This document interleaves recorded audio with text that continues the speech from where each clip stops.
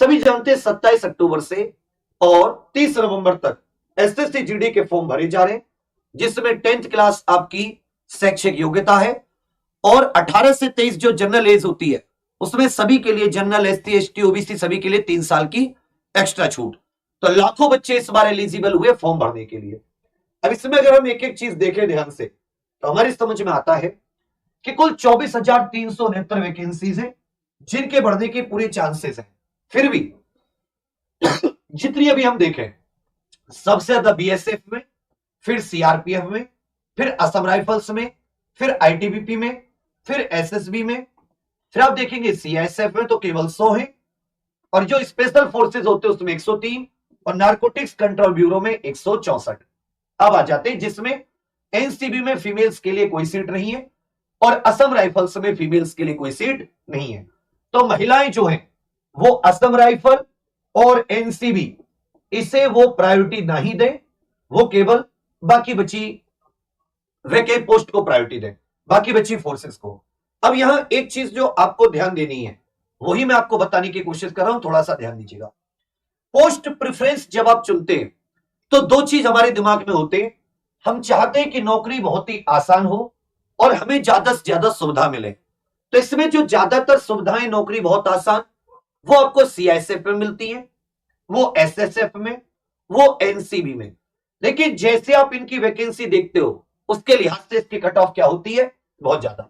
तो यदि आप अच्छी वाली इसमें से चुनोगे तो आप देखोगे कि कट ऑफ आपकी बहुत हाई होगी। तो आपको सोचना पड़ेगा क्या मैं इसमें कट ऑफ पे इतना हूं। एक जनरल बच्चे का बता रहा हूं, सब चाहते हैं कि भाई हमें इनमें से कोई भी पोस्ट मिल जाए, एक मिल जाए।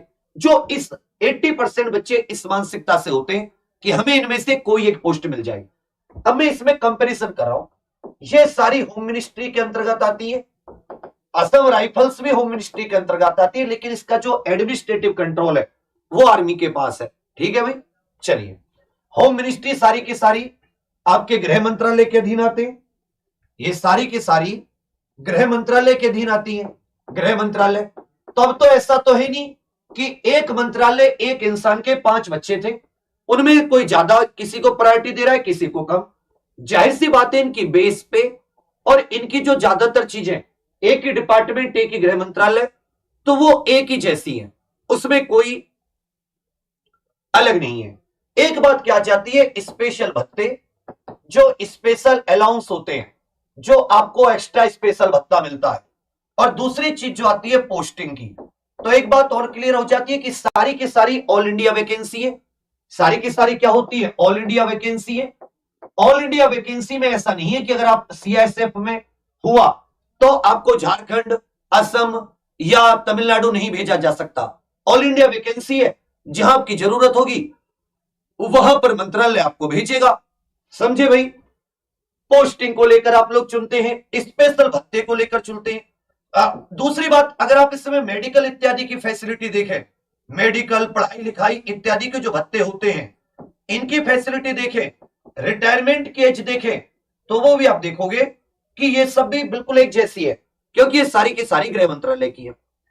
अब एक आम इंसान जिसको ये होता कि मैंने 10वीं पास करी और मैं एक नॉर्मल सा बच्चा हूं, सामान्य सा, मैं तैयारी करके, मैं ऐसा नहीं कह रहा कि वो बच्चा 100 में से 100, 160 में से 160 लाने वाला है।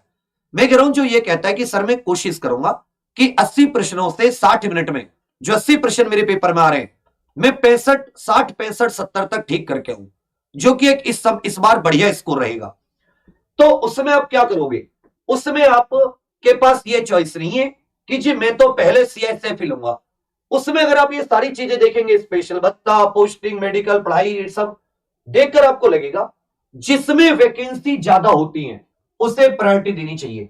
बीएसएफ बिल्कुल भी बेकार नहीं है, कहीं आप सोचे सबसे ज्यादा वैकेंसी है आपको। आईटी जो बीएसएफ है वो पाकिस्तान की जो बाउंड्री है 3323 किलोमीटर की सीमा, उधर बीएसएफ रक्षा करती है। 4096.7 किलोमीटर जो इंडो बांग्लादेश सीमा है उस पर। तो ऐसी कोई कहीं पोस्टिंग नहीं है। जम्मू कश्मीर में बीएसएफ की भी होती है, सीआरपीएफ की भी होती है। बात करते हैं सीआरपीएफ की, सेकंड नंबर पे इसमें सीआरपीएफ जो अशांत क्षेत्र होते हैं जैसे जम्मू कश्मीर, जहां पर उग्रवाद या नक्सलवाद या आतंकवाद है, वहां पर सीआरपीएफ को लगाया जाता है। तो आप नक्सली क्षेत्रों में देखेंगे। ऐसा नहीं कि सीआरपीएफ वाले व्यक्ति की जिंदगी भर नक्सली क्षेत्र में पोस्टिंग रहती है। हार्ड पोस्टिंग के कुछ रूल्स होते हैं, कुछ लिमिटेड समय के लिए हार्ड पोस्टिंग। अन्यथा आप देखोगे दिल्ली में भी सीआरपीएफ है, नोएडा में भी सीआरपीएफ है। तो ऐसा नहीं कि जो मैं तो सीआरपीएफ लूंगा तो क्या पता मुझे जिंदगी भर वहां छत्तीसगढ़ दंतेवाड़ा में काटनी पड़ेगी। नहीं, हार्ड पोस्टिंग नाम की एक चीज होती है, वो आप आर्मी में भी लोगे, अफसर हो तब भी आपको हार्ड पोस्टिंग मिलेगी। उसकी एक लिमिट होती है 3 साल, कुछ एक टाइम होता है, फिर वहां से आपको इजी पोस्टिंग पे बुलाया जाता है। आजकल जितनी भी फोर्सेज है वो सभी सैनिकों को उनके परिवार को रखने की सुविधा देती है, अर्थात उनको रहने का या तो क्वार्टर देती है, यदि क्वार्टर नहीं दे रही तो हाउसिंग अलाउंस देती है। मैं जब ट्यूशन पढ़ाता था तो नोएडा में सेंटर है, सीआईएसएफ का भी है, सीआरपीएफ का भी है। तो मैंने बहुत बच्चे सीआरपीएफ सीएसएफ वाले 2-3 साल पढ़ाए हैं, होम ट्यूशन जाके पढ़ाता था, इसलिए मुझे थोड़ी सी जानकारी है।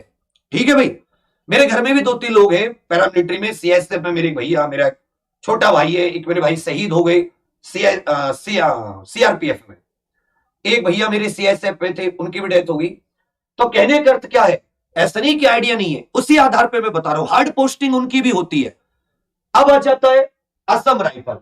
इन सभी में थोड़ी सी असम राइफल्स, क्योंकि असम राइफल्स का ज्यादातर नॉर्थ ईस्ट, इसका हेडक्वार्टर शिलोंग है, तो नॉर्थ ईस्ट में पोस्टिंग असम राइफल्स की। और ऐसा भी नहीं है कि असम राइफल्स सदैव नॉर्थ ईस्ट में, असम राइफल्स को भी आपको दिल्ली और अन्य अशांत क्षेत्रों में इसके भी लोगों को लगाया जाता है। उसके बाद में आईटीबीपी, इंडो तिब्बत, ये भारत और चीन की जो सीमा है 3488 किलोमीटर लेके लद्दाख से और कहां तक, अरुणाचल प्रदेश, ये जो अपना दीपू दर्रा है वहां तक, म्यांमार, इंडो म्यांमार और चीन के ट्राइलेटरल बॉर्डर तक, ये जो 3488 किलोमीटर की सीमा है, इस पर ये थोड़ी सी क्या है, यहां पर आपको बर्फ वाले इलाकों में आपका ज्यादातर पोस्टिंग होगी। और ऐसा नहीं कि सदैव वहीं पर होगी, इजी पोस्टिंग। मैंने क्या, इजी हार्ड ऐसे चलता है। फौज को भी पता है, उन सभी को भी पता है कि भाई एक व्यक्ति को सदा बर्फ में डाल देंगे तो कैसे जिएगा वो, इसलिए प्रॉपर मोटिवेशन के साथ आपको फैमिली के रहने का समय मिले, फैमिली आपके पास रहे। आजकल फौजें बदल गई हैं, आधुनिकता पे आ रही हैं, उनको समझ में आ रहा है कि लोगों को डिमोटिवेट नहीं होने देना। तो इतना अंतर नहीं है जो मैं तो आईटीबी पे गया तो कहते मुझे तो बिल्कुल बर्फ में ही रहना पड़ेगा। ड्यूटी है, देश की रक्षा है, you have to face the challenges. But आप ऐसा मत समझिए कि आप चैलेंजेस ही चैलेंजेस हैं, वो सरकारी है, वो एक परमानेंट जॉब है, वो सब में थोड़े थोड़े, वो पाकिस्तान बॉर्डर पर वहां अपना चैलेंज है, वो चीन बॉर्डर पर वहां पे अपना चैलेंज है, और वो घूमते इजी हार्ड। चलिए भैया, एसएसबी, सीमा सुरक्षा बल, भारत भूटान, भारत नेपाल सीमा पर शांत सीमा है, भारत नेपाल की भी शांत सीमा है, भारत भूटान की भी शांत सीमा है। तो वो 5 राज्य नेपाल से और जो 4 राज्य भूटान से, वहीं पर आपको पोस्टिंग मिलती है अच्छी खासी, ये भी। और वैकेंसी 1284। सीआईएसएफ जो इंडस्ट्रियल कॉम्प्लेक्स होते हैं उन पर, हालांकि अभी देखा जा रहा है कि जो हवाई अड्डे और इनसे थोड़ी कम की जा रही है सीआईएसएफ की सुरक्षा, लेकिन इंडस्ट्रियल कॉम्प्लेक्स जो होते हैं देश के, उनके रक्षा के लिए इसका गठन किया गया था। तो ये थोड़ी सी, लेकिन इसमें बहुत टफ नौकरी है। तुम सोचो सीआईएसएफ तो बिल्कुल, तुम वही 8 घंटे तुम्हें ड्यूटी देनी है खड़े होकर। मैंने बहुत से सीआईएसएफ के साथियों को जानता हूं जो कि अगर कहीं मेट्रो पर भी ड्यूटी है तो समझो कि वो बहुत आसान है। वो 8-10 घंटे एकदम बिल्कुल सावधान की मुद्रा में हर चीज को ध्यान से परखते हुए आप लोगों की सुरक्षा में कोई चूक ना हो। ड्यूटी का लेवल, कमिटमेंट वही है। अब सोचो कि मैं सीआईएसएफ में लगूं, इजी हो जाएगा मेरा सेवा के लिए, कमिटमेंट कम हो जाएगा। कमिटमेंट किसी फौज में कम नहीं है। You have to be committed for your job, you have to be committed for the, जो अपनी शपथ, जो प्रतिज्ञा, जो ओथ ली है वर्दी पहनते समय, वो आपको पूरी करनी होगी, और उसमें उतने ही समय। तो ऐसी भी कोई बात नहीं है। एसएसएफ एनसीबी का ऐसा है कि ये थोड़ी, जैसे एनसीबी तो नारकोटिक्स कंट्रोल, ये जो नशीली दवा इत्यादि पकड़ते हैं, ये स्पेशल फोर्सेस हो जाती हैं। थोड़ा सा कमिटमेंट लेवल और अच्छा चाहिए, इंटेलिजेंसी भी ज्यादा चाहिए। तो बात वही आ जाती है ना, लगभग ये एक ही पैमाने पर है। ऐसा समझिए, मैं भी इंसान, तुम भी इंसान। मान लो तुम में से कोई प्रयागराज पैदा हुआ, मैं बुलंदशहर पैदा हो गया। ऐसा थोड़ी ना कि तुम प्रयागराज पैदा हुए तो आपने थोड़ा, ऐसा थोड़ी कोई ज्यादा अंतर है। तो मैं भी इंसान, मैं बुलंदशहर पैदा हुआ तो वैसे, तो वो बराबर है। ऐसे इस चीज को आप ध्यान में रखकर सुने। वही भत्ते आप ज्यादा कठिन इलाकों में जाते हो तो कठिनाई का भत्ता बढ़ जाता है, आप जम्मू कश्मीर में जाते हो तो आपकी सैलरी उस हिसाब से बढ़ जाती है, तो कमिटमेंट उस हिसाब का है। बाकी रिटायरमेंट की जो खाने पीने की सुविधा हो, कैंटीन हो, मेस हो, ईच एंड एवरीथिंग गृह मंत्रालय संचालित हो रही है। अब गृह मंत्रालय से तो है नहीं कि भाई आईटीबीपी को ज्यादा देगा और बीएसएफ को कम, या सीएसएफ को ज्यादा देगा और सीआरपीएफ को कम। ऑल इक्वल, ये सब इक्वल है, सब पैरामिलिट्री है, सेंट्रल आर्म्ड पुलिस फोर्सेस है। तो मेरे विचार में मैं काफी हद तक आपको समझाने में कामयाब हुआ हूं। ये डिपेंड करता है नंबर ऑफ वैकेंसीज कितनी, आपके राज्य में कितनी, आपकी तैयारी कैसी है, इस आधार। गर्ल्स असम राइफल्स और बेटा आप लोगों के लिए एनसीबी में नहीं है, नॉट एग्रीकेबल है। चलिए अब आ जाते, ये मेरी उम्मीद है कि मैं आपको इसको समझा पाया हूं। तो अब आपको ज्यादा नहीं सोचना, सबसे पहले कि इसमें आगे जाके प्रमोशन है, प्रमोशन बहुत अच्छी है सेंट्रल आर्म्ड पुलिस फोर्सेस में। इसमें इंटरनल एग्जाम्स होते रहते हैं, कांस्टेबल बने फिर हेड कांस्टेबल, इस तरीके से। इसमें साथ ही अब सीपीओ वगैरह की वैकेंसी निकलती है इंटरनल। क्या आपको पता है कि आप 10वीं से लगे 12वीं करी आपने फौज में रहते हुए, ग्रेजुएशन करी, असिस्टेंट कमांडेंट की वैकेंसी निकलती है इंटरनल। जितना असिस्टेंट कमांडेंट की वैकेंसी यूपीएससी के द्वारा निकलती है, उतनी ही लगभग गृह मंत्रालय भी खुद अपनी वैकेंसी निकालता है, कि वो केवल इंटरनल डिपार्टमेंट के लिए होती है। उसमें आप बीएसएफ में हो, असिस्टेंट कमांडेंट में अच्छी रैंक है, चाहो सीएसएफ में चले जाओ, अंदर जाके आसान है जीवन।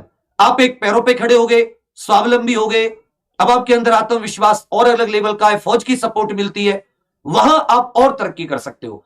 बाहर रह के चौक चौबारे पर बैठ के खाली बेरोजगार, उससे कोई फायदा नहीं है। इसलिए देश सेवा के लिए, अपने परिवार की मदद के लिए आप इनमें से कोई एक पकड़ लीजिए, उस हिसाब से आप इसे चुन लीजिए। ठीक है भाई।